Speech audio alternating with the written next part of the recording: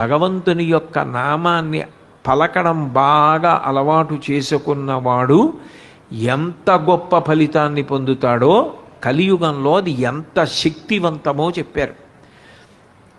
భగవన్నామం పలకడానికి శౌచదోషం లేదు.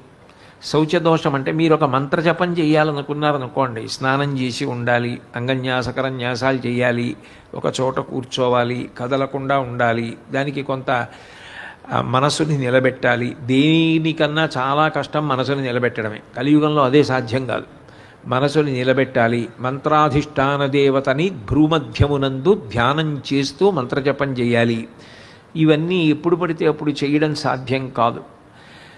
అట్లాగే మీరు ఒక పూజ చెయ్యాలంటే దానికి కొన్ని నియమాలు ఉంటాయి. ఆ నియమాలు పాటించి పూజ చెయ్యాలి. సరే, యజ్ఞయాగాదులు హోమాది క్రతువులకు నియమాలు మరీ ఎక్కువ ఉంటాయి. భగవన్నామమునకు మాత్రము ఏ నియమము శాస్త్రము విధించలేదు.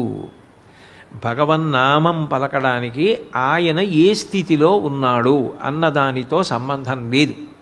అందుకే పంచమవేదంగా భారతాన్ని మహానుభావుడైనటువంటి వ్యాసుల వారు లోకానికి అందజేశారు. నమోస్తుతే వ్యాస విశాల బుద్ధే పుల్లారవిందాయత పత్రనేత్ర ఏనత్వయా భరతతైలపూర్ణ ప్రజ్వాలితో జ్ఞానమయ ప్రదీప అంటారు.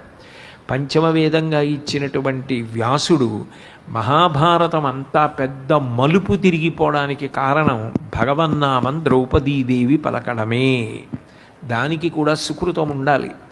అంత కృష్ణ పరమాత్మతో కలిసిమిలిసి ఉండే పాండవులకు అంత కష్టం వస్తున్నా, అన్ని కోల్పోతున్నా కృష్ణుడి జ్ఞాపకం రాలేదు, కృష్ణ అనలేదు. ద్రౌపదీదేవికి కృష్ణ భగవానుడు గుర్తొచ్చాడు. అదే మహాభారతాన్ని తిప్పేసింది.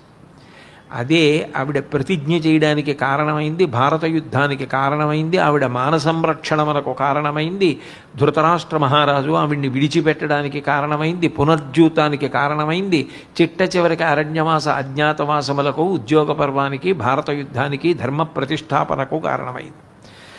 అంటే భగవన్నామం అంతగా కథని తిప్పగలదు.